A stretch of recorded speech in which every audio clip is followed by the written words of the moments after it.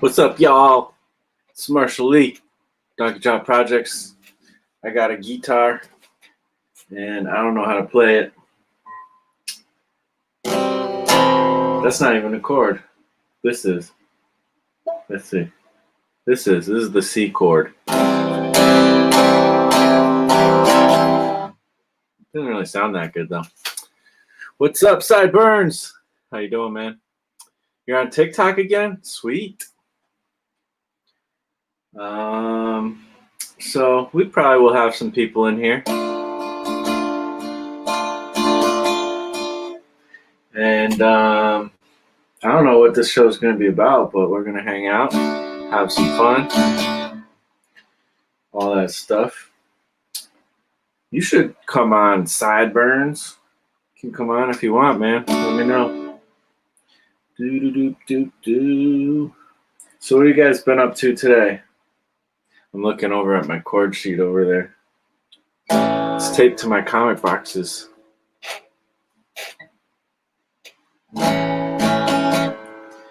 All I know is like I can play chords and then, but I can't play them like together and make an actual song. By Life CZ, what's up? How you doing? I also make comics if you didn't know. Not lately though. That's not a chord. Yeah, it is. D7. Here's the infamous G chord.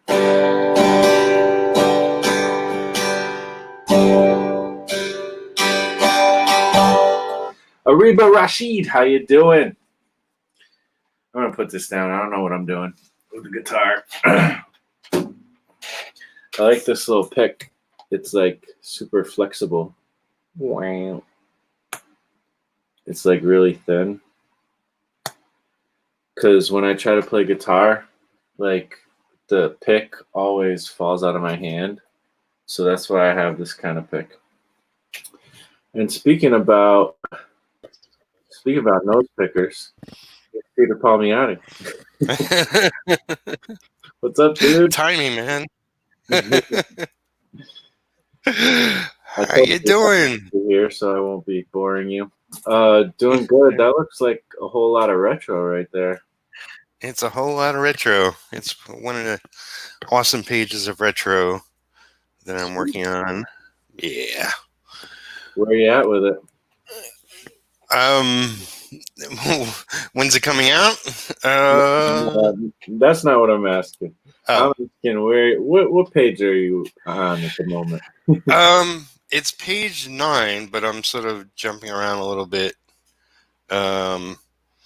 It's a long story, but because of COVID and a lot of things, well, I need to get art supplies, and so I'm just doing brushwork. But I recently got a part-time job that I'll start this weekend. Nice. Yeah, I mean, it's like it'll be in the food business, so that's like definitely something people always want and need. Yeah. And, people don't get tired of food. But yeah, so I'll be doing that part-time and working on this and some other projects full-time. So as you say, my part-time job will be my side hustle. Yes. I dream of my part-time job being my no-time job, or my side hustle being my no-time job. I might just quit. I'm just gonna quit and like take my iPad in my car and drive somewhere. I hear you, man. I'll drive to your house. We'll start the studio. Yeah, there you go. I was actually thinking about traveling at some point here, but it's kind of dumb because like you can't really go anywhere, or if you do, like I don't know. the place I was gonna go, they're starting to put masks back on after they weren't having them on. So it's like, I don't know. I gotta wait some more, I guess. Yeah, it's it looks like things are getting worse now, because they started opening things up and people just crazy nuts to get out, but being stupid about it. Yeah. So what else is going on? Well, I'll be on Jeff's show later tonight. Jeff Lafferty. Sweet. Tell him to do a show before 12 so I can come on. I meant to ask him last time, but after we did the episode, he had to go. But yeah, he should definitely do a show during the day so he can have you on. He just crazy. Apparently, the other guy who's on with him can't do it any earlier. So, well, he could do it without his his buddy. True. Well, anyways, I've been on there before. I'll be on there again probably one of these days. Do you have a topic for today? What are you thinking of? Well, it's not COVID. And I can tell you what it's not. But no, I don't have a topic. Okay. Do you have a topic? No, I just learned that what's his name? Sean Gordon Murphy has an Indiegogo. Yeah. For his own creator-owned project, and it's over 100,000. I think it's probably closer to 200,000 at this point. Wow. And good for him. I heard because of it that the old Comicsgate picked him up. I don't know. Yeah, I don't know how that works. It's like I just think if a crowdfunder does good, then they just attach that person's name to their collective. I don't know. But Is that how it works? That's the way it seems. Wow. But Ethan Van Sciver just hit 1 million last night too. Yeah, I heard. I double backed his project today. I already backed it, but then I saw that he has action figures, and I'm like, well, that looks kind of awesome. That Cyberfrog action figure looks cool, so I'm like, let me get that. Yeah, but I mean, it's great that these crowdfunders are doing well, and of course Dan Vrager's Black Flag did really good. Yeah, I'm excited about that one. Except for his says it's gonna be out like next year, so I'm like, oh, which is fine, but I just want it now. That's all. Yeah. I think my camera froze. Oh well, I'm still working. You're still working? Oh man, we can't see you working. I don't know what's going on. But my topic is anger management. Anger management? Yeah. Oh yeah, I saw you tweeted about giving into your anger. Is it like the Hulk? Yes. That's a good way to put it. Except for I don't think anybody would be scared about me when I'm angry, though. I might be angry, but I'm angry with a smile on my face. So what's that about? You don't even want to know. Okay. But I'm all right. I'm fine. But what I'm realizing is I've never let myself get angry, really, for pretty much my whole life. And I'm realizing that it's a pretty good motivating emotion. And so I'm going to use it to my advantage, I think. Yeah, I mean that's the thing to if you have a strong emotion to find an outlet, and if you can put that creatively out there, that's a good way to do it. Um, Mhm. I know like when I got into comics, it was sort of after a real intense relationship, Yeah. and and she was, you know, sort of against me doing art and comics as a living. Oh, That won't make money and yada yada, and the typical thing.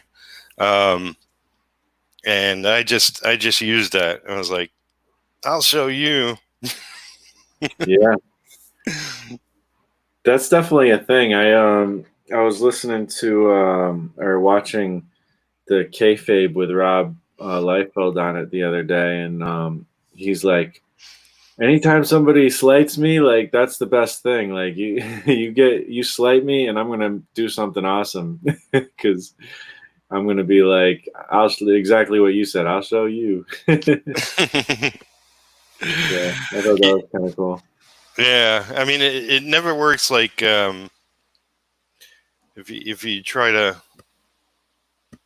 focus your anger um, on somebody like in a revenge sort of way, it usually backfires.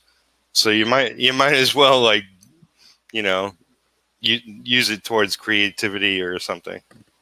Yeah, yeah. I'm not that kind. I don't think I'll use it for that kind of thing, but it is helpful. It does. It makes me want to do better at whatever it is I'm trying to do better at. So, I don't know.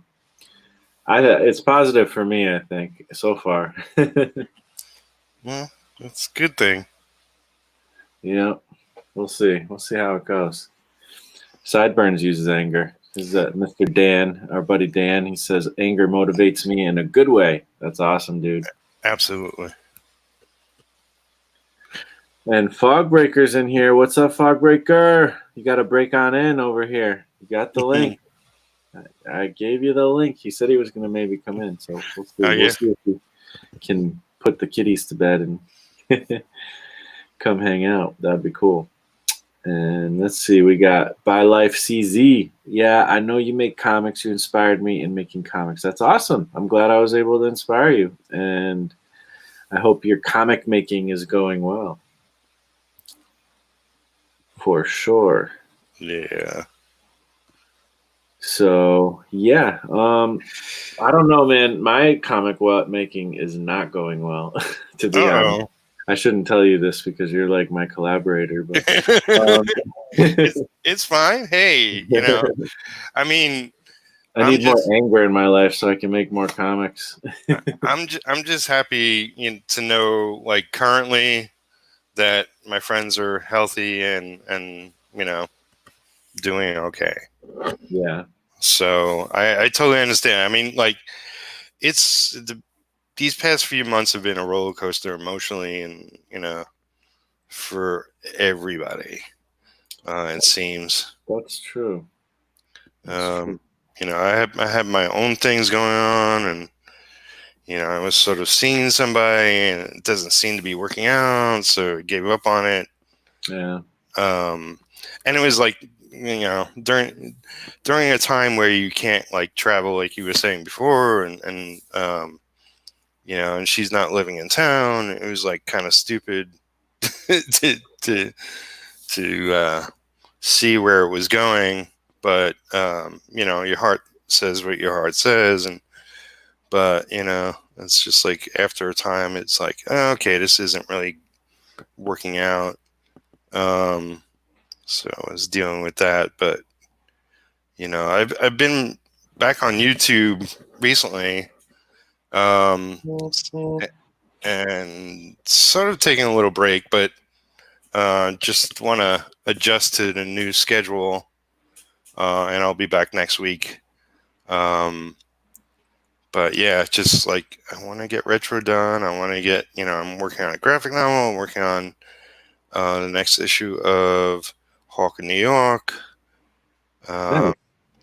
And I decided to join up with the 9-volt gang and do a story with that, because I want to draw more and have like sequentials published elsewhere and whatnot. So Yeah, it's a blast having, all these little projects. I am looking forward to finally having my own like finished like 24 pager or something like that in my hands one of these days, but who knows? It'll be a while at this point, but I mean, I'm going to get back on the thing, but I'm currently supposedly doing 100 days of making comics, but I don't know if that's going to work out cuz I'm already screwing up pretty badly right in the beginning of it, so I might have to cancel that and give it another try doing something else.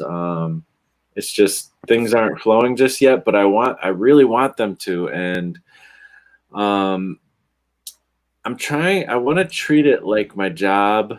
Like to me, it's as important, if not more important than my job. Like I literally want like this is like no joke. I am ready to make this my freaking career, like and I know it can happen, but I lost my freaking mojo and it sucks, but we'll get there. are you a morning person at all? I'm very much a morning person more than I am a night. That's part of the problem is my kind of schedule sort of changed, and because of the situation I'm in at the moment, like I have a lot more time at night, but I'm not as energized at night, and it takes me forever to finally get to the drawing board at night, and by the time I do, I'm like tired, and I'm just not as good at night. But if I do the morning thing, like I can, but it's still only going to be that little half hour or something that I was getting in before. Because I'm not going to wake up super crazy early. So Yeah. But even, I mean, even if all you can do is 30 minutes, I know it's not a lot when you think about it, but it is something. And if you just get in the habit of doing 30 minutes off the bat in the morning, get it done, and you got your whole day ahead of you, at least you could feel satisfied. Hey, I put in my 100 days already. Everything else is a breeze, yeah, man, you're speaking my language. You're probably right. That's probably what I need to do. I've thought about that too. So I actually almost tried it this morning and then I didn't. But we'll see. Maybe it's weird for me to be in this place of procrastination again because it's been like 3 years where I've just been going at it hard, and now it's weird that I'm back here again because I thought I got the habit down. Well, I just think, like, professional doesn't mean that it's easy after a certain point. I know, right? Professional means that regardless of if it's easy or not, that you do it. This is true. So, if it's something you really want, and I know you really want it, you just do it, get it done. Yeah. Part of it too is I've been doing other healthy habits like eating well and running every day. So yeah, I feel like if I came home and I just started working like right away, I would probably do pretty good. But I need to do my run. So I don't know. Maybe I should do that. Maybe I should come home, start right away, and then take a break for my run and do that stuff after, because then that'll actually energize me a little bit, and then I can maybe come back to drawing. I don't know. Well, I mean, there's an option. That's an option, and there's different ways to apply it. Why not just try the different combinations, see what works better? You're a very wise man, Mr. Peter. I may sound that way. You always bring the wisdom though. Like I remember all these little videos we've done here and there, and every once in a while you drop a little wisdom bomb, and I'm like, where the hell did that come from? Like, nice. Years of failing have taught me well. Yeah, that's been our best. I think all of our teacher is failure. Newland Media says, just remember all diamonds are created under tremendous pressure. Yeah, And he said before, anger is my primary motivator. I like that. It's good stuff. yeah.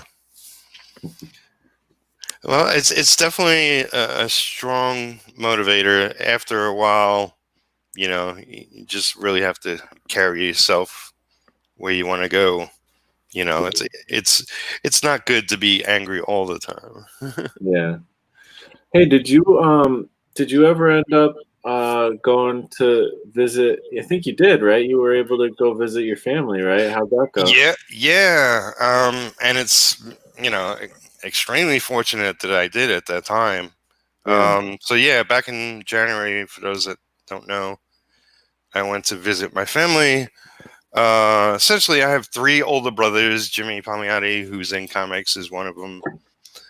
Tony and Victor, and we all got together with their wives. I'm still the single one. Everybody else is married. Um, and it was really, really nice. I mean, we haven't been together as a whole collective since my mom passed away back in 2006. Um, for a while, Victor lived in Vegas, but he has, moved to Florida a couple years back. So they see each other every now and then, and they keep in touch. Um, and I keep in touch with Jimmy, mostly on Twitter.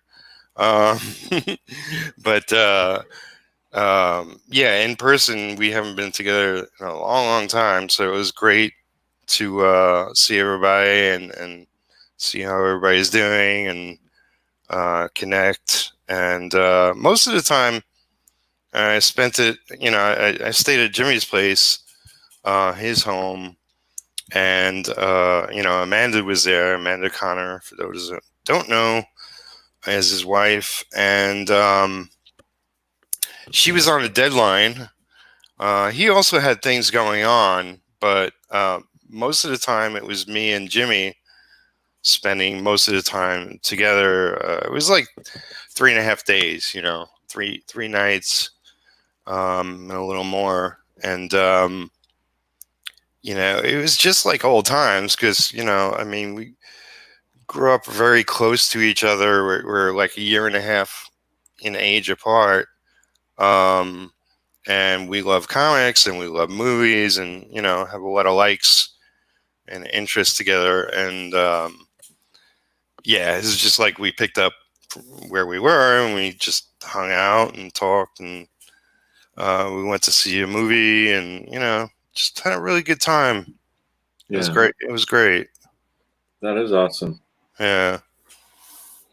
And like you said, it's a good thing you got there before things really hit the fan. So Yeah, absolutely. And it's really cool. Like he's done, I think 13 Kickstarters at this point, and really, yeah, and he has a local comic store that he took me to, where he has a back room at, and in the back room is like all just stacks and piles and boxes of all his former Kickstarters, to where he has an assistant that helps him ship out books and keep track of everything.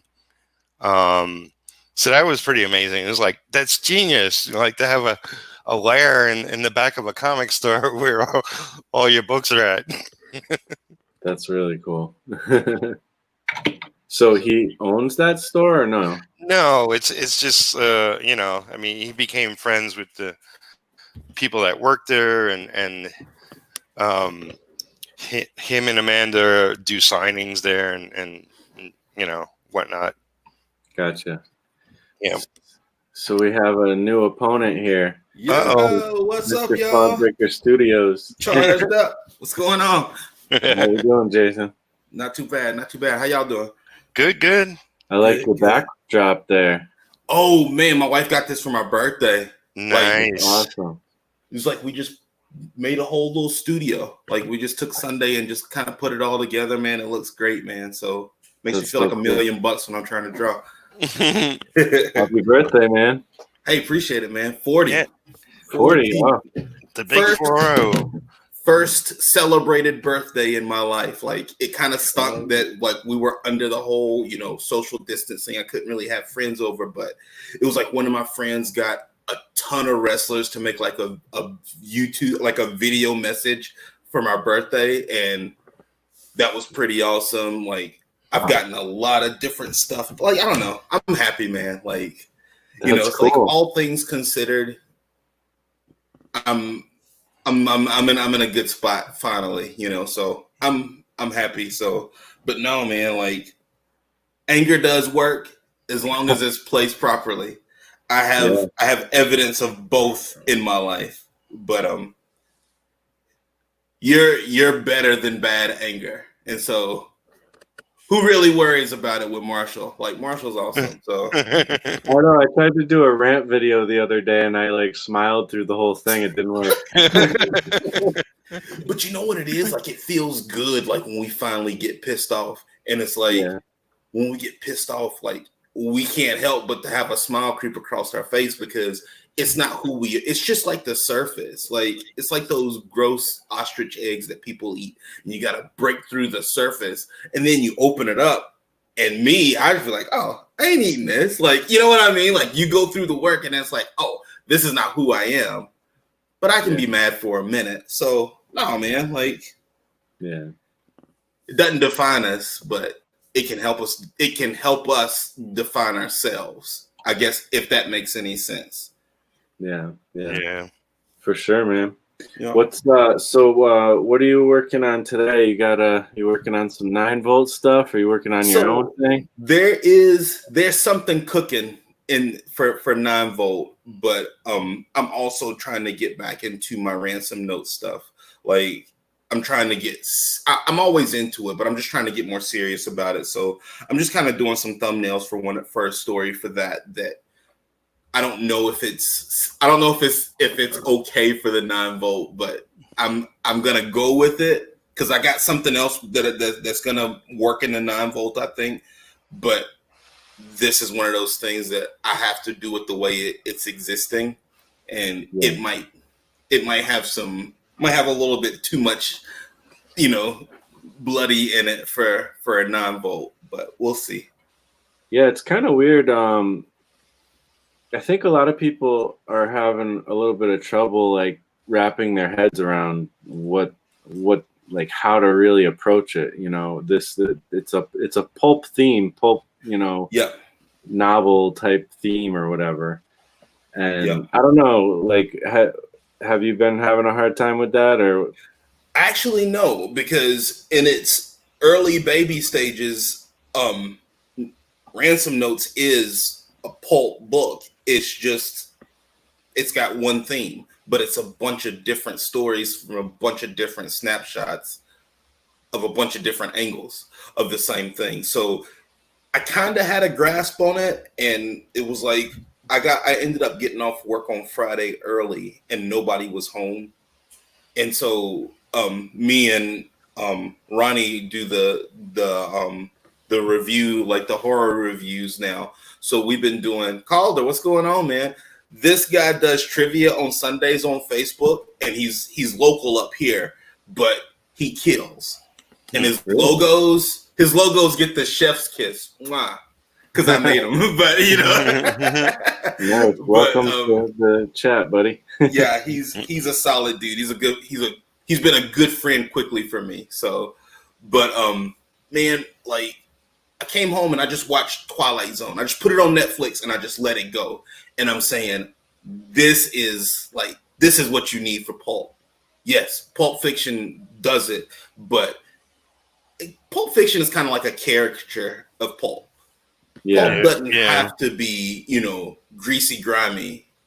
It can just tell a story and beginning and end it, or leave it on a cliffhanger, but it's just gotta, you know what I mean? It's just got that flavor. You know it when you see it. Like pulp is something else. Like it's my stuff, man. Like it really is. So no, it's like I had a ton of stories that would have worked for it, but I got a few like I got a few like I may have 1.5 appearances in this next 9-volt. We'll see. So Yeah.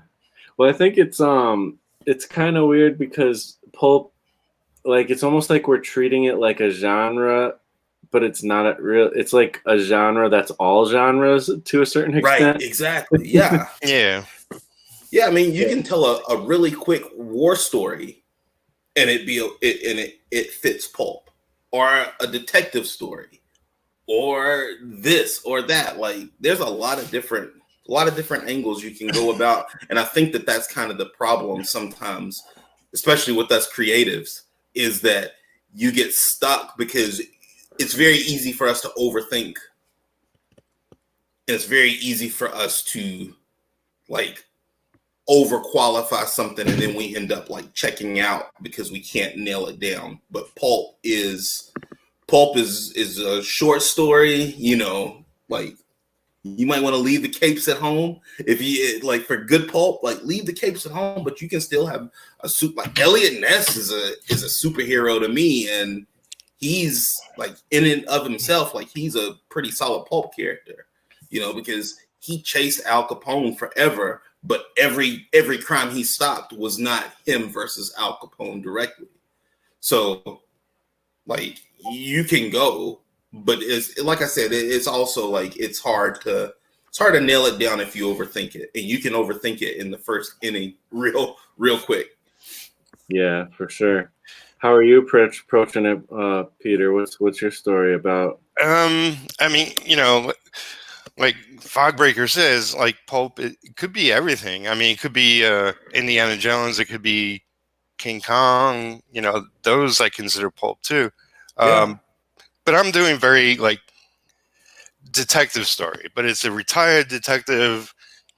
Shortly after the death of his wife, he starts looking into her past. So it's a short story, but it'll get a little juicy. That's awesome. Juicy's good. In my opinion. What about you, Marshall? What if you do it? What do you have something you're cooking up? You got an idea already? Yeah, I'm trying to. I'm writing something for another artist. Nice. And it's just basically going off of a sketch I did for one of the daily prompts, and it was a really rough sketch, but one of the prompts was like a jungle woman or something, like, because Nice. That's something that you see in old comics and stuff. For And sure. so the name of the lady is Janaconda. And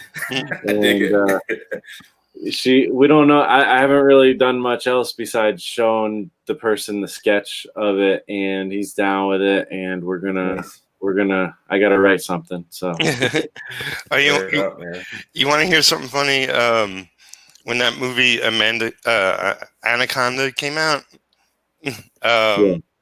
I was hanging out with. That was a while ago. I was hanging out with Jimmy and Amanda at the time, and I was going, Amanda Connor, like the Anaconda. Nice. That's awesome. That was one of the last movies that I saw at a drive-in. Was Anaconda. It was a good. I went and saw movie. Yeah, it was fun. I saw that, and it was like the third Jurassic Park, and it was like, I don't know. I didn't really like Anaconda, but it was a fun drive-in movie. I imagine Twister would have been a fun drive-in movie too. But oh yeah, I love Twister. Yeah. Great movie. I'll still stop and watch it. Like if I'm flipping channels and it's on TNT it's or always something. On, right? Yeah, exactly. If it's a Saturday and you're home, you'll find Twister. Either Twister or The Rock. With the Alcatraz movie that came out in must have been like the late 90s. Nicolas Cage. Nick Cage, yeah. Yeah. Dave Chappelle was in it for a second. He got blew up. Like, it was a good movie though. Nice. I'm surprised that I'm always surprised that your knowledge of movies and things goes so far with your history and stuff. I didn't know like you'd be able to have access to that kind of stuff. Well, here's the wild thing. I was probably the youngest person in the world with a third shift job. My family used to clean movie theaters. So it was like we always knew enough to like get my dad interested in certain movies sometimes. And he would rent you rent the VCR, like, because the movie theater was it was $1.50 movie theater, but they had a movie rental inside the theater, and we cleaned it. So we could rent the VCR with no deposit, like on payday only. And so my dad would get that, and he would get like a regular movie, and then like he would get a horror movie. And then I think that there might have been a third movie that no kids ever knew about. It was just for my mom and my dad. And I don't want to really know much about that anyway. But my dad, when I was younger, would toe the line with horror movies. Like, it wasn't anything that was super gruesome, but like we saw Critters, and we saw I saw like the first Ghoulies, but other than that, like it was like these straight line like action horror movies like Anaconda were the ones that we could kind of slide through the cracks as long as they was PG-13. But yeah, so I have a lot of useless information that once you decide to do comics is like you are the Encyclopedia Britannica of yourself. So everything happens for a reason, I guess. Yeah. Even the trauma. I like the idea that Elijah's saying that pulp is like a movement, like impressionism or realism. Yeah. It's interesting. It's a good way to think of it. And it really kind of is, I think. And I think comics are pretty much birthed from that movement, Yeah. Yeah, definitely. Because the thing is, it's like you said, impressionism or realism. Like, pulp can be like 2001: A Space Odyssey, or it can be something like what Peter's talking about, a detective that is not a detective in fighting a crime, but he's a detective in finding out a secret about his wife's past. Now it's like, this is like a story inside of a story, because he might have a big case going on, but now he's got this big case, but he's also thinking about somebody he loves in a point of deception or a big secret that they had in their past, like grounded or completely unfounded. That's bars, but like it still works, So yeah, pulp is awesome. Like it's I think, our world is pulp. Whether we tell a story for 12 years or 12 issues, like it's all the same. Yeah. I think of it as like escapism. I think of it as like disposable entertainment. Yep. Yeah, I don't know. I think of it as a lot of imagination. There's a lot of sci-fi in pulp. There's like everything. Like there's fantasy, and then there's all these little genres that are like, like you said, like war stories, like The Jungle Person. These are all weird little genres, but there's a whole bunch of them. Yep. Exactly. Yeah. And to me, it's like real good pulp is just like creative stories told almost goofy, Right. What's the most outlandish way you can tell this story? My mom's an alien, Yep. Huh. It's kind of interesting though, because comics, like, there's like that age. I think it's probably like would be called the Silver Age, I think, where comics were really goofy, Yeah. But that's kind of after the pulp, age.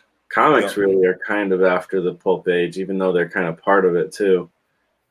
I don't know. It's interesting, but that's what, when you said that, it made me think of like the Silver Age stuff, which I love. I think it's so cool. Like, to me, I think that's a time where a lot of people kind of hate comics. Like, they hate that age of comics, but I love it. Like, it's stupid, but it's fun, and I don't know, like, every issue of Superman was like the goofiest scenario you could possibly ever think of. Right. And somebody always thought that Clark was Superman, whether it was Lois saying, wait a minute, I saw Clark. Yeah, I love it. Like, it's not my go-to, to be honest, but if you read it long enough, you can get into it. I kind of liken it to video games in our time, because my son is 10 and he's like way into Final Fantasy VII Remake. Well, I'm 40 and I loved the original Final Fantasy VII.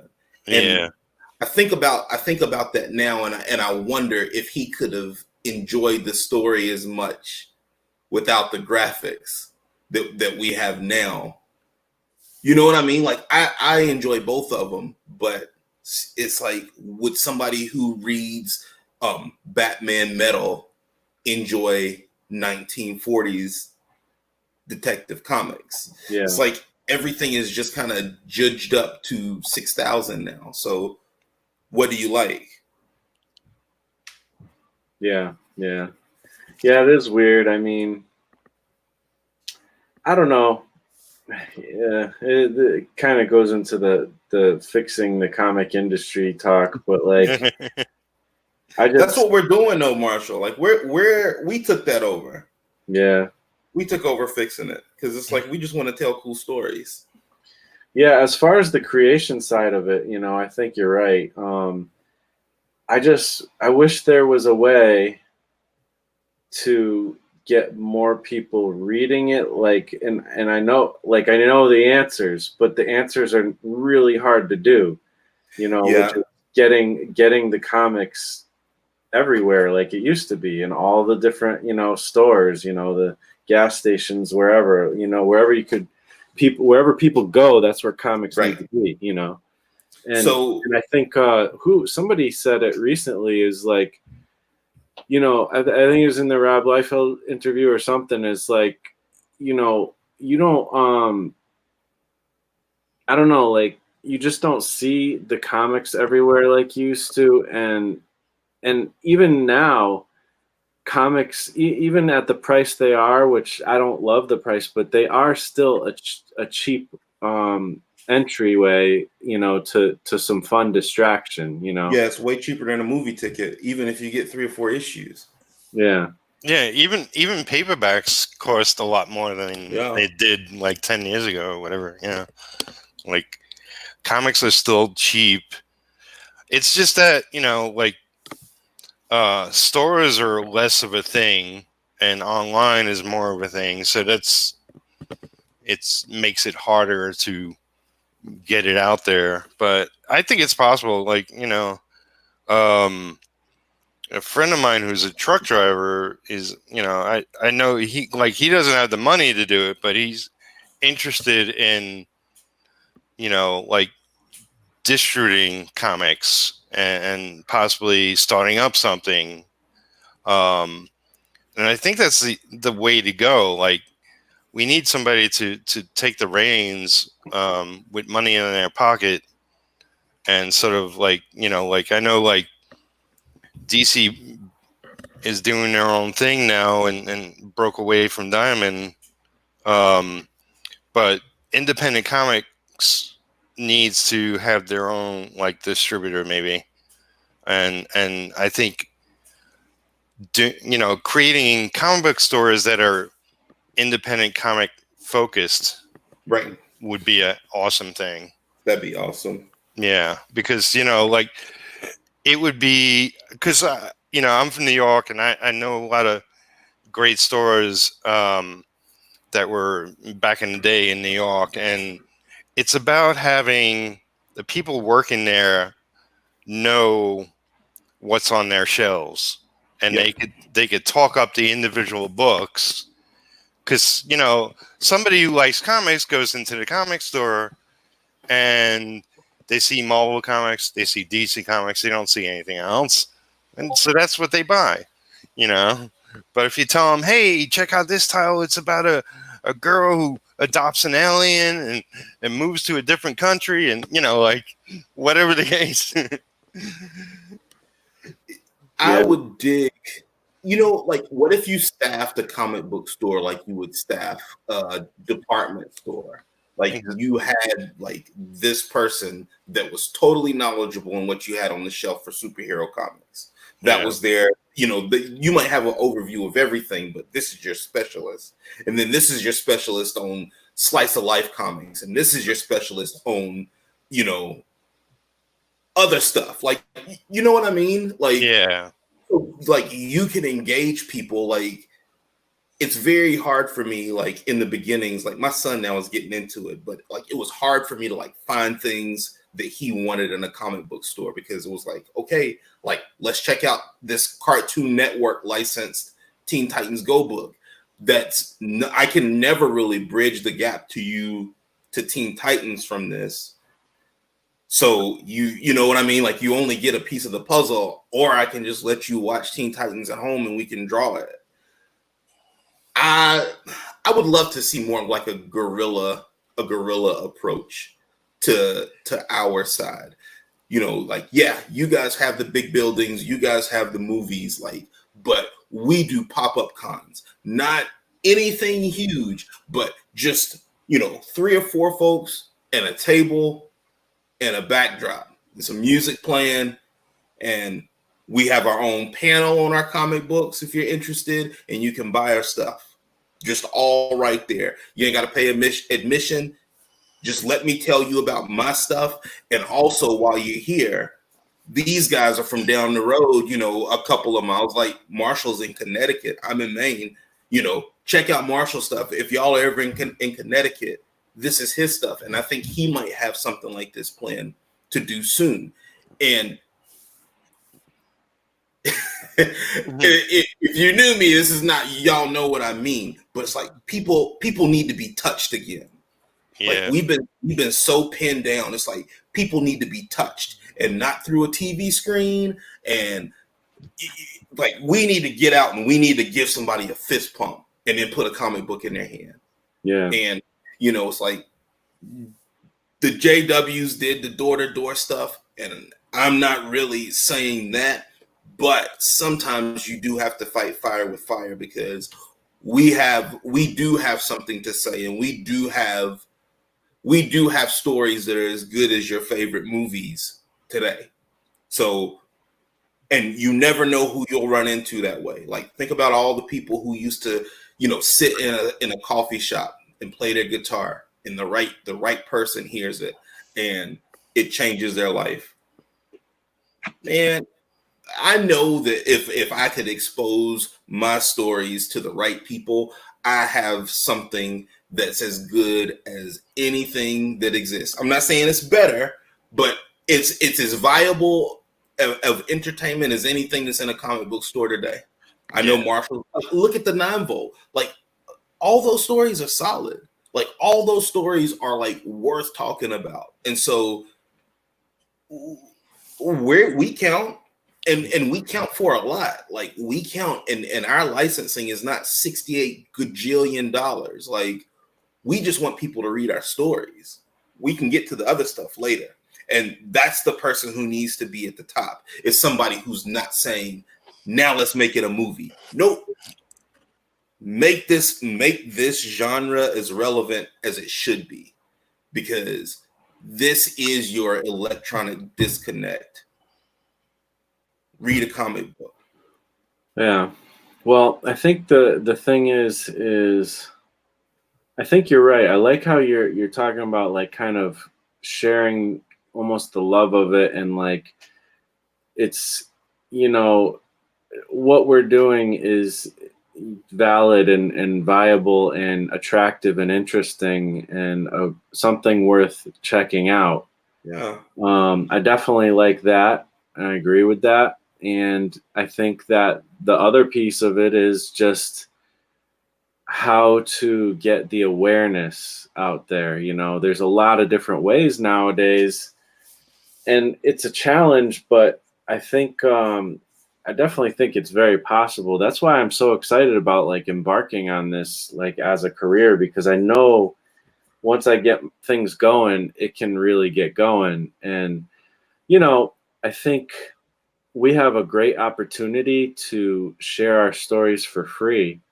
I think that's actually a really good thing. Free is a great price point, and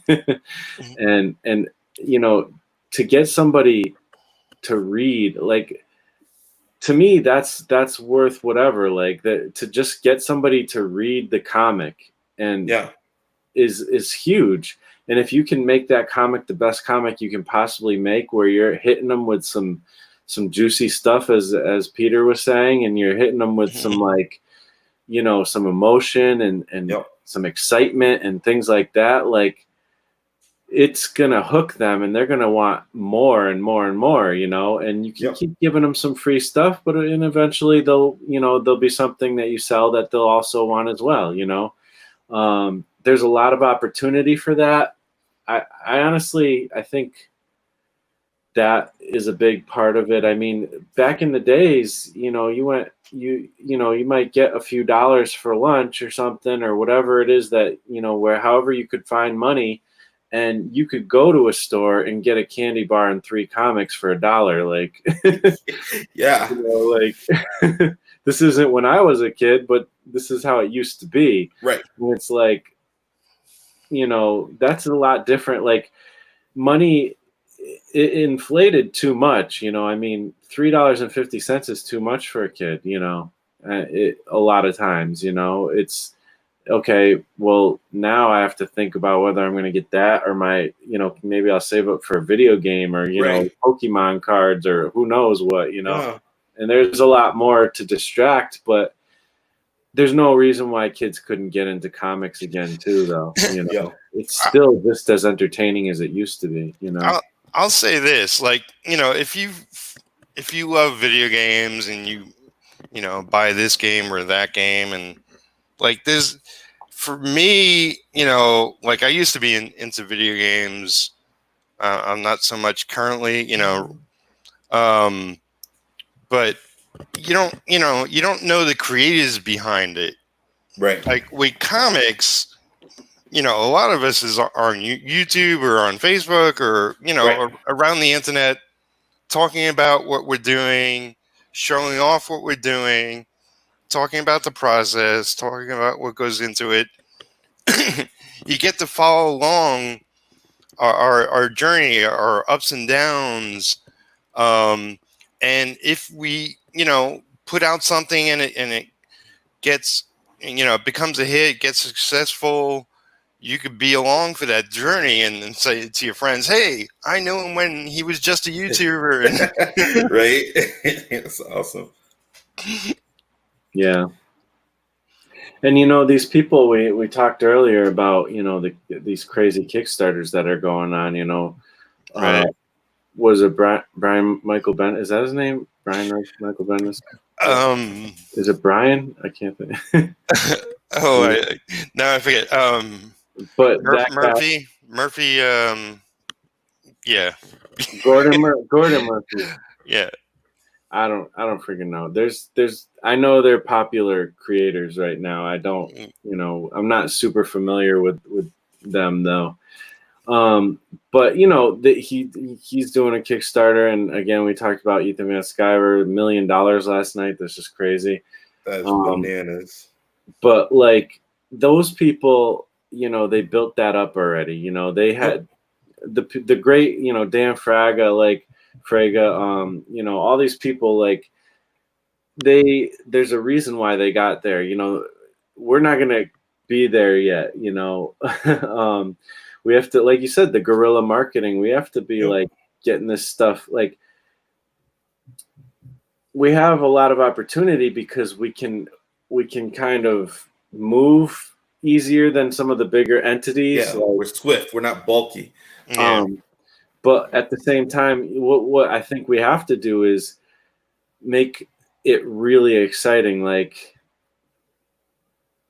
I love TikTok because essentially what people are doing is making music videos on their phone. and if you have enough skill, like it doesn't take much, but if you have enough skill to just get, you know, your video cuts of your art in almost like a rhythmic way, or make sure when it hits that drop you have like the picture of your finished piece or whatever, like that's a pretty attractive, interesting way to present a comic or any piece of art, you know. And that kind of thinking, you know, doing the things that are really exciting in other mediums, to kind of highlight what we're doing, because what we're doing is awesome and exciting, you know. Right. We just have to highlight it and portray it in a way that makes it look that way too, you know, in a proper light. I would love if you did like tutorials on how to do TikTok videos, because it's like I get ready to start and I'm like, man, like I'm way too old for this, and then I'm like, yo, Marshall's the same age as I am, and it's like his videos kill. So it's like I gotta get into it and get serious about learning it at some point. But maybe I should do that. Maybe I'll do a video TikTok for comic artists or something. Yeah. Like something that I'm trying to be more aware of on my Instagram, and I want it to carry through into other places too, because I think that it's important that we start to put our state, like where are we when we're doing these comics, because it's amazing how many awesome comic creators there are in Maine, and I didn't really know until I knew, you know. So like we have to start to stand up, and that there's strength. Like one guerrilla warrior is dangerous, but then when you find out there's 60 in this state where you didn't think there were any, and this one was making noise, and now these little pockets are popping up all over the world. And then it's like, okay, now we have to take notice, not to these individual state people, but no, there's a growth in indie comics that's happening that will make people pay attention. Even if it's not happening around them, if they see it somewhere awesome, they'll say, oh snap, I wonder if these people exist close to me. And when they do, now it's like, now we got eyes, but we got to stay the course. Like I'm transitioning more into writing because I write fast and I write decent. And there's so many fantastic artists that are like ahead of where I am. And that's not me poo-pooing on my work, because I'm learning and I'm very, very proud of where my art's going. But I have stories that would be fresh today that we have to be able to network, and we have to be able to, like, we need to teach ourselves a lot, and we can do it, and it will never turn against us if we're able to represent ourselves properly. Like if we are able to like not let this fat cat with money woo us into saying, I'll give you X amount of dollars right now, and then you can start working on your comic. No, it's like we gotta protect it, and we have to know when we're being taken advantage of, so that we don't have a situation that arose like what Todd McFarlane and the rest of the Image 7 went through and said, no, we want our ideas to exist, and we want to be properly taken care of because we came up with them. And so, no, it's like that's what we need. Even before we start, we need to know that we can take care of ourselves, and the money machine needs to know that we're self-sufficient, and we win because we do it the right way. We win because we're in it for the love of the game. You know what I mean? Like, yeah, hell yeah. I don't want to work no more. I don't want to work for somebody else anymore. I want to make art. I want to write awesome stories, and I want that to be my I want that to be what I do. So I'm kind of in, when I heard you say it earlier, Marshall, I was like, hell yeah, that's what I'm talking about. Like, I don't want to waste my good years where my brain is fresh and have to work 40 hours and then come home and try to piece it all together. Like, we gotta swing at it, guys. Like, we got a shot, and like, it's just grassroots is what's cool right now. Like, it's cool. It's cool to see people change things using their mouths. And that doesn't always have to be so heavy. Sometimes it can just be a cool story. Yeah. Well, yeah, that's, I was thinking about that too. Like, a lot of people will criticize,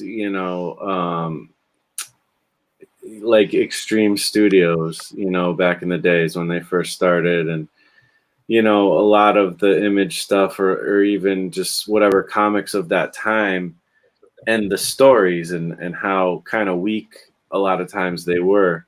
But then you think about, like, the golden age of comics, and you go to Comic Book Plus and start reading some of those stories, and tell me that, this is where the comics began. This is what birthed Superman and Batman and Captain America. And these stories weren't that great either, to be honest. Superman, Batman, Captain America, they developed over time. They weren't originally what they are now, and there's no reason why we can't have fun in that way as well, Yeah.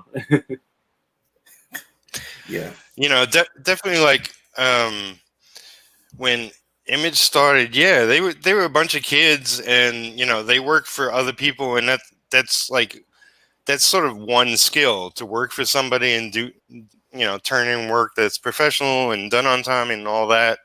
But to, take it upon yourself to suddenly do everything on the book and being in control of it. And it's a lot more. And obviously not all the first issues that came out of Image were great, but there was an energy. There was a magic to what they were doing, regardless. And it's like, I look at first issues or early issues of a lot of independent comics, and you see a lot of similar things. The artwork is a little rougher, the story has holes in it, or is just not as interesting as it could be, and characters need to be developed and whatnot. But you give any creator, you support any one creator. Like, if all the YouTube influencers got together and said, okay, we're pointing to Fogbreaker Studios, support this guy in everything he does, buy everything he does, you would be phenomenal within a year, because you wouldn't have to worry about your income anymore. You could just focus on the creative aspect of what you're putting out, and you bought your time to create at that point. Yeah, that's pretty cool. So you were talking about kind of seeing other creators in your area. Before the world turned upside down, did you have conventions in your area at all? Yeah. So Casablanca Comics is the pretty big. They're the big comic book store, the older one. They have a couple of locations. They do a comic convention once a year, usually in October. They were going to run 2 this year because they had so much success, but there was one on May 31st or April 31st, and whichever day it was, that there was nothing to happen anywhere because everybody was, we were in the division part 3 at that point.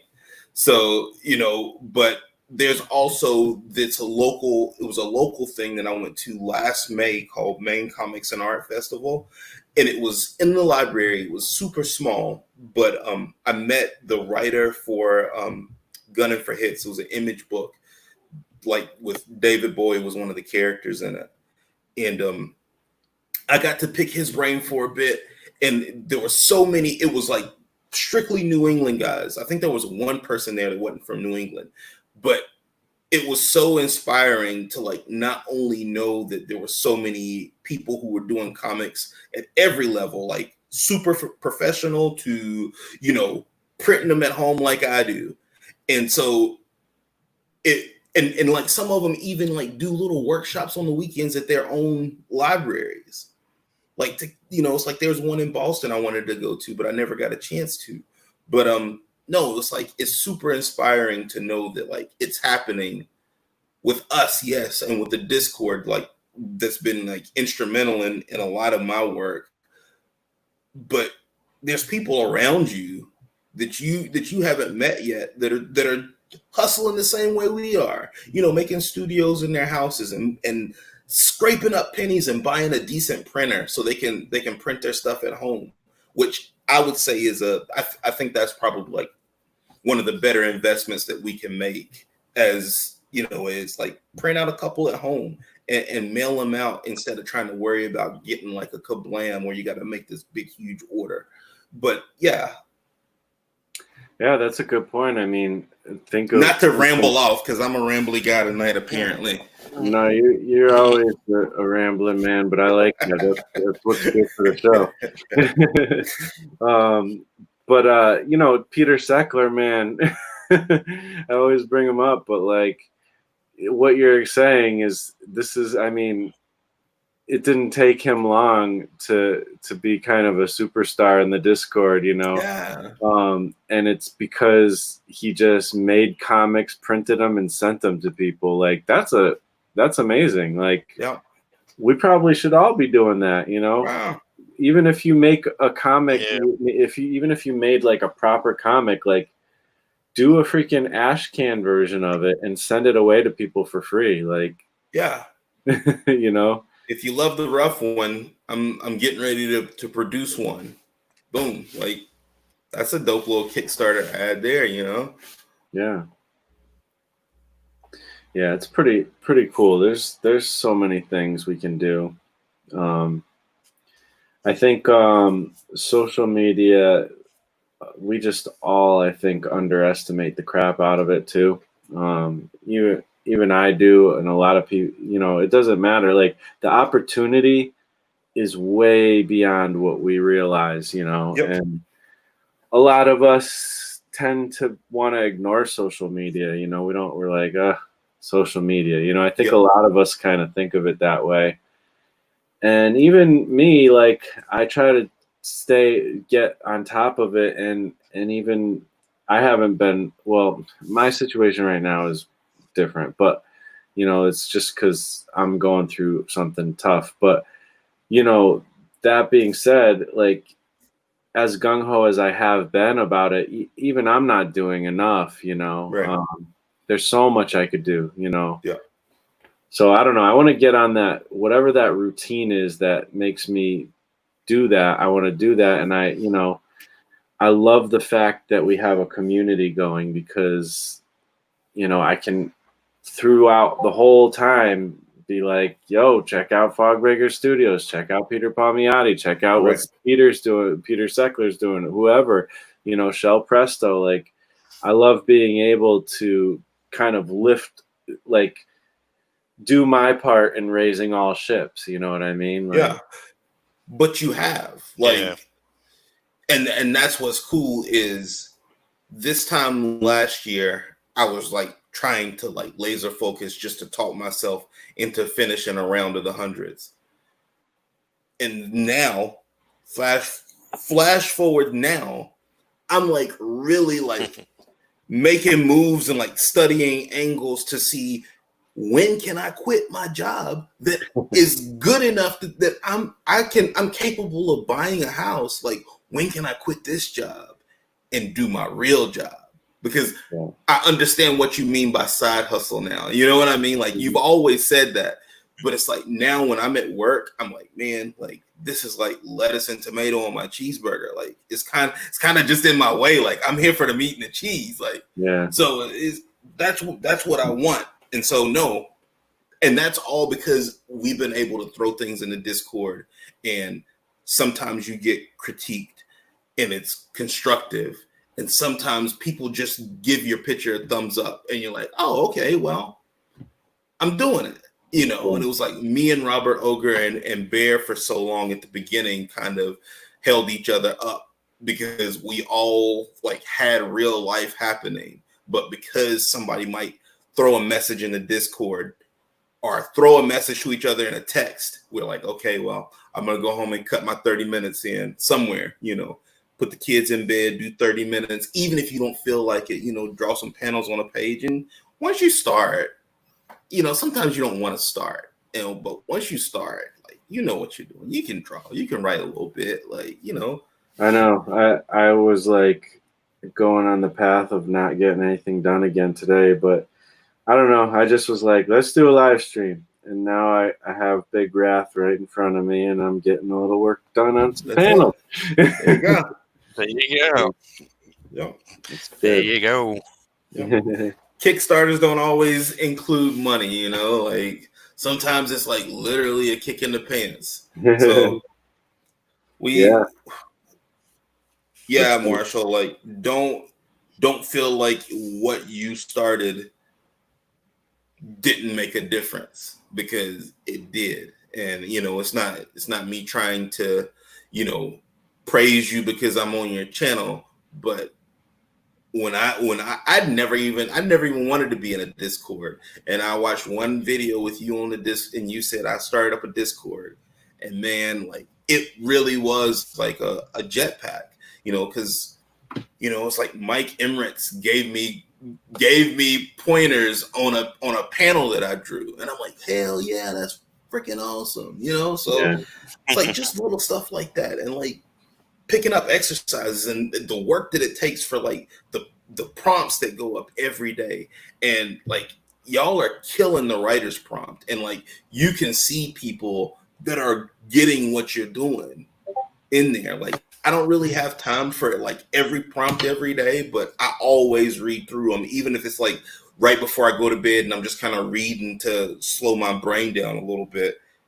You see so much, like there's so much meat in that Discord, and it's one pocket of the internet, and there's, you know, Facebook, Instagram, all these other places. Like we live in the library, so it's like take advantage of it.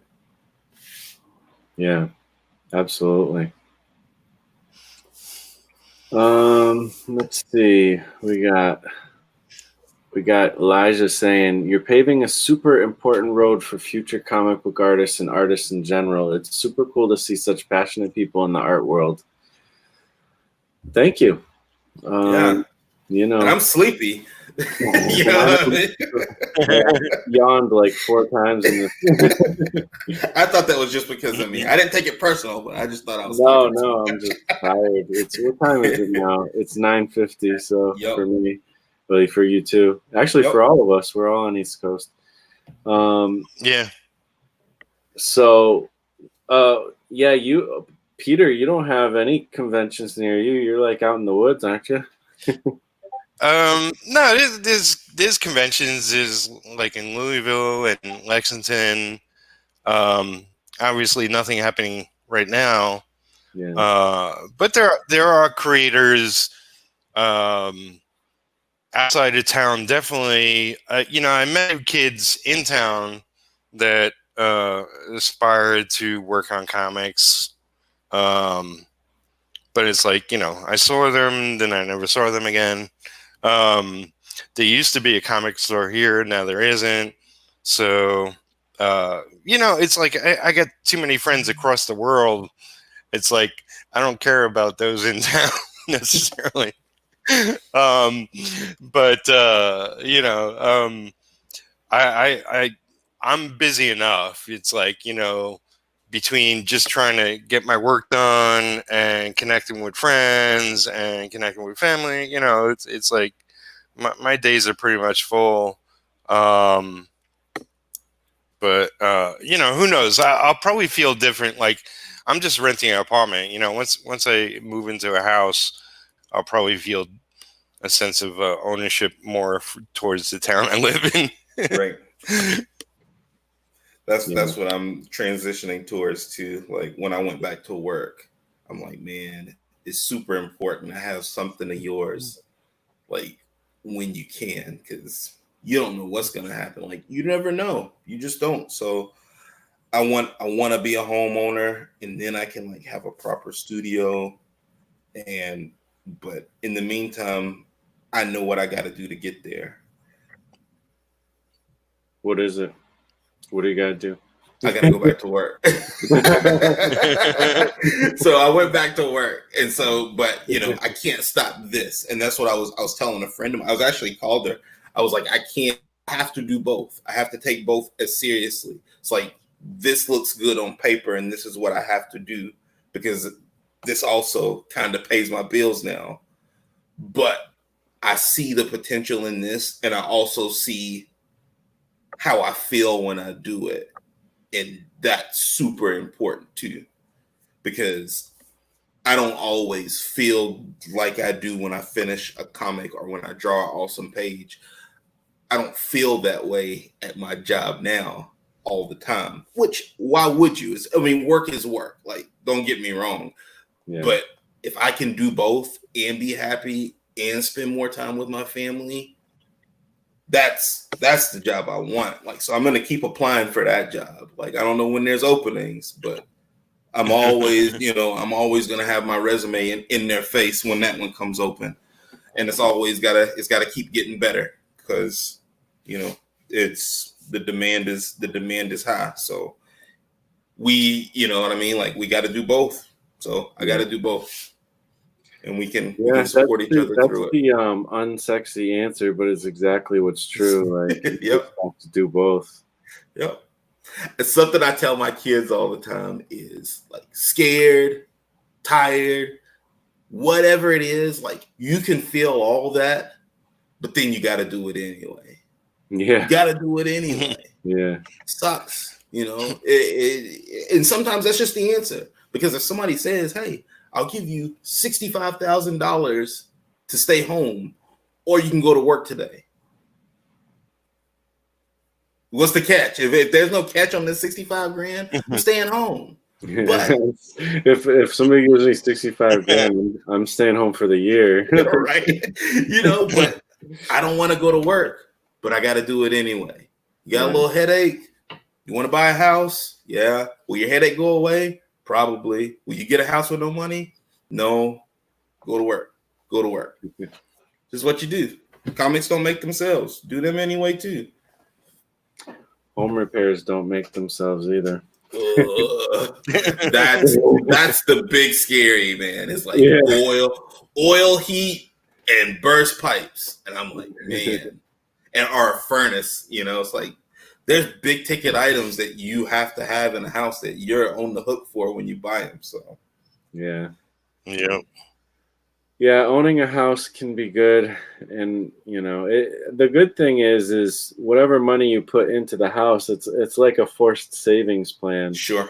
So, the money, as long as you keep the house and you're able to sell it eventually, or even if you don't sell it, you have that equity, you have that asset. It's worthwhile.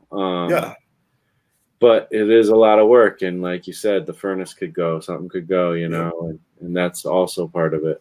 Well, it's just up here. It's also cheaper to buy than it is to rent. Like once you need more than 2 bedrooms, it's like rent is ridiculous, and you never have anything to show for it. Yeah, you get a security deposit back if you're lucky at the end of it all.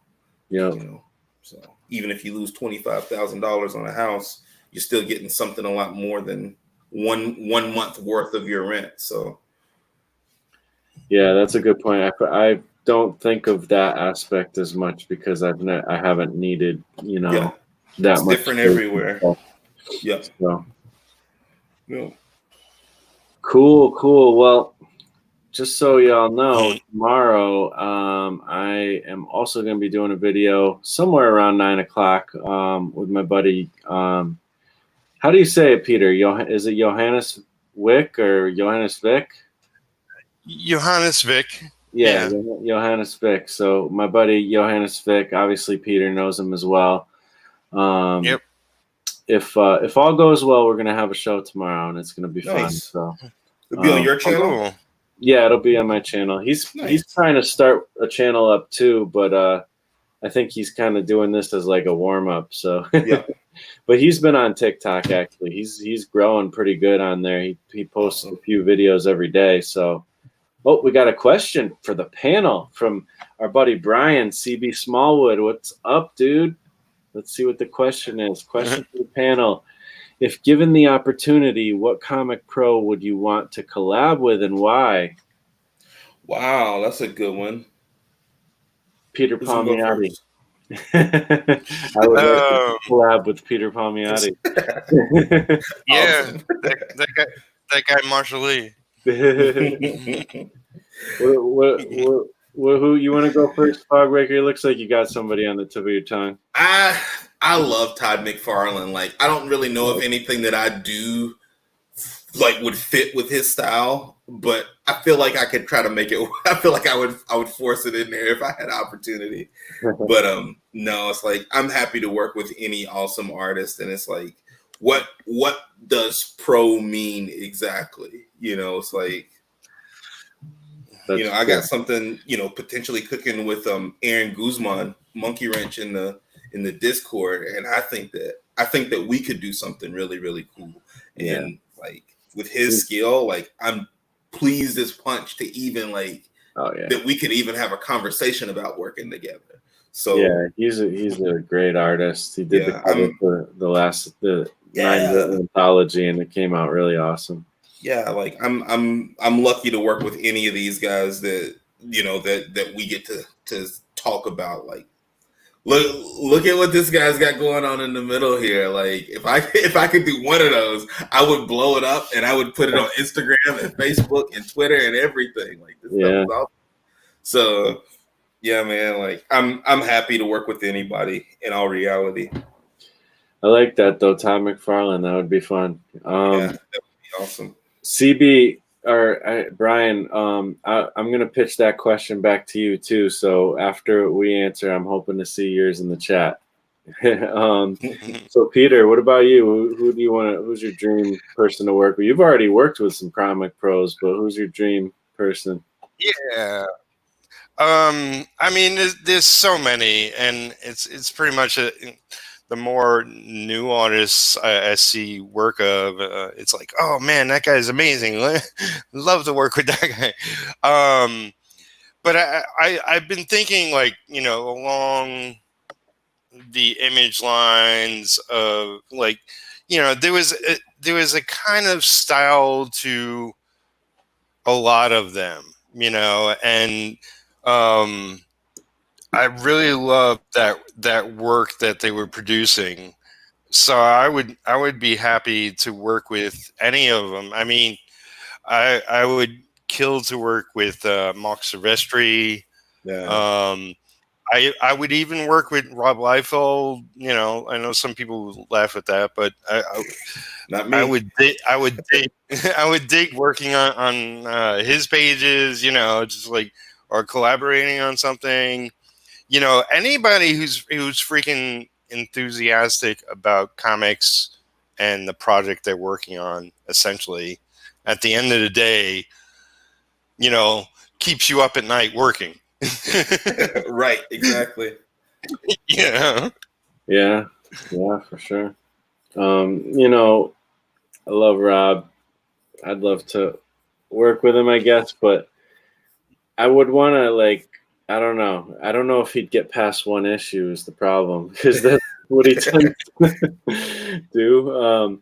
I want to work with people who are workhorses. Like, it's not even as much their art ability. I mean, it's got to be to a certain level for sure. Like, especially if it's like a pro. I mean, if it's not like somebody who's been in the industry for a long time, then I'm happy to work with them too, even if they're not, the most amazing artist ever. Sure. But, to me, like, I have a few people in mind who are workhorses that I would love to work with, who are just like, they're not really well known, but I just know that they probably will be because they're such workhorses. And then other than that, like, actual people we know, like, a lot of my favorite artists are more artists who do their own thing, so it's kind of weird.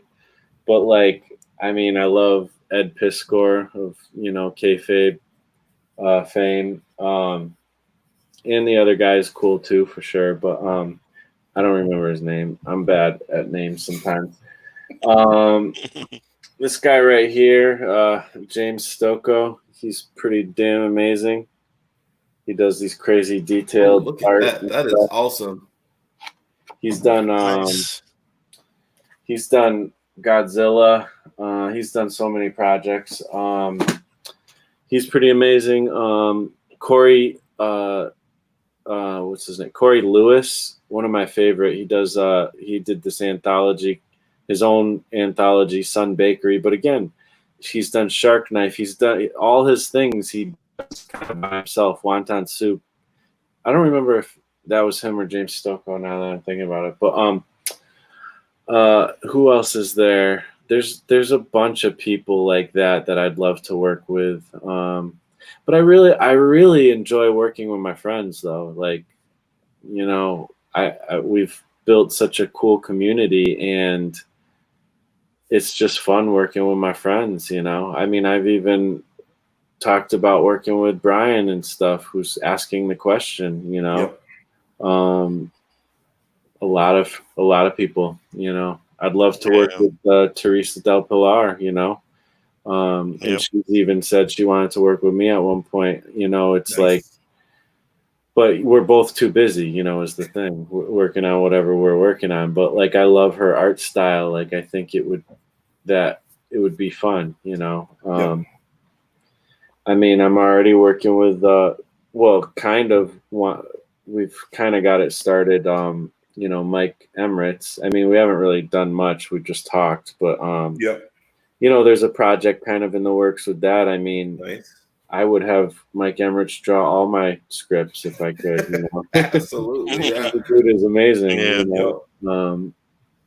But I'm even if I don't end up working with these people, I really covet their friendship. Like Mike Emmerich is a good buddy, and all my dirty dark secrets. All the things that I'm going through right now, I talk to him about, Yeah. And I've talked to a lot of my friends, I would probably talk to you guys about it too, behind the scenes. Sure. These are real friends. They're not just people, on the internet, and I've told CB Smallwood some things, it's really nice to have people like that, who you can trust, and you can also go back and forth with creatively, Yeah. it's priceless, Something that I Yeah. value about it, and again, I know I'm chatty and I apologize, but it's like something that I value is growing up with Jehovah's Witnesses love to like harp on this thing of being like-minded. And you hear it, and then once you leave, you're hesitant about ever being like-minded with people. But I feel like we're all like-minded, but we're all different, and we all embrace each other because we're all different. And it's like, you got these people that do, salacious, TVMA comics. You got the ultra violent crowd. You got the horror people. You got the superhero people. You got the kids comic people. But we can all share art with each other and like fly everybody's flag just as hard. Whatever the message is, like you do comics, and I think you do awesome work, and you're in your passion zone. And so it's like, this is the way like-minded was supposed to feel. So it's like I left the cult, but I found what they would call a cult, but we do it the right way because we can all care about each other. And sometimes you don't have to like everybody either, but that's fine too. But we can still all exist in the same community, because it's like we don't share the same mind, but it is exciting to know, like, oh, Peter Seckler's doing another 9 volt. Like, let's all jump in that And we all jump in it and we make it awesome because we all are doing our own thing. And everybody does it for different reasons. Like I did a baby protest in the first run of 9 Volt. I'm not the type to go out and do stuff, but I am the type to say stuff. And if I can say it in the way that I want to, I feel like the message lives the right way without it becoming an agenda. And so, and I think that that's what we all bring something different. Some people care and some people don't, and some people have a reason, and some people just like doing it. And we all make beautiful music together, even if we don't sing the same song. It's just, that's cool. I don't know. Right. I don't know. Absolutely. I love it. Like, I love the Discord. I love you guys. Not, you know what I mean? I don't know y'all yet, but I love you guys because you guys do what I do. Yeah. You know what I mean? Like, we have like full common ground that we share our passion with. It's not that we all work at the same place, but this means something to me. And I know it means something to y'all. So, like, that's different than working together. Like, we live together. Like, you know what I mean? Like, it's just different. I love it. Yeah, for sure. Brian says, for me, gonna say I'd like to time travel to the 90s and be part of Extreme Studios, which I think that would be a blast, for sure. Yeah. And other than that, I'd like to work with Dale Keown writing Pit. Yeah, I mean, if there's anybody I would match Brian up with, it would be Dale Keown or Cone, however you say it. If you check out his if you check out Brian's comic, you can tell he's got some influence from Dale. So that's really cool. And then he says I'd work with you, Marsh. Oh, thanks, man. Definitely, man. And you gotta I hope you're able to come on the show from time to time because you're fun to talk to as well. He's another talker, and I like that. If you're a talker and you want to come on my show, that's probably a good thing. Like, we could film a Micro Machines commercial. Yeah, man. blah blah blah blah blah blah. I guess we can get up to 10 people now. They expanded it awesome. With this, so that would be crazy, but I don't know if my computer would handle it. But Newland Media says, I'm grateful for our differences. What could we learn if we were all the same? Yeah, I know. It's true, for sure. All right. Well, I think we've had a show here, and I don't know what the show is, but it's been fun. Thanks for doing it, Marshall. Thanks for inviting me. That was awesome. Yeah, man. I'm gonna be putting. We're gonna be doing shows a lot. I see Jeff Lafferty's doing it every day, so there's no reason why I can't do it most days. So check out Jeff Lafferty. He'll probably be on sometime around midnight, way late, and I'll be sleeping. So but you guys can go check him out. Yeah. Get pissed off and do something about it, Marshall. Like, that's the secret. Yeah, that's it. I gotta get angry and make some comics for sure. That's it, man. I gotta show you guys a video of my buddy Ted Secco. He has a video where he's just angry from his job, which is he works on SpongeBob.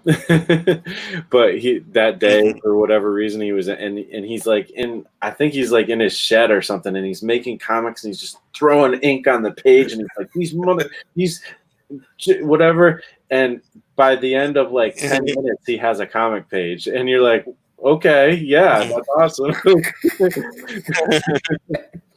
That dude's funny. Got some energy. Yeah, Peter knows about that. Yeah. But we'll let you guys go, and thank you for hanging out with us in the chat, everybody. Jason, where can people find you? Fallbreaker Studios, Facebook and Instagram.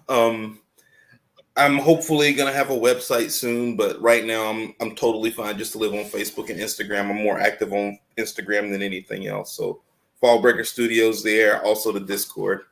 Yeah, and if you want to read his latest comic, check out the link below, and you can get the anthology. He's got a little comic in there. Peter, where can people find you? I should just say only on YouTube. Just go to my YouTube, subscribe, and watch all my videos. Yeah, trying to grow the channel. You know, I'm taking a short break, but I'll be back next week. And yeah, I'm pretty much trying to do what Jeff is doing.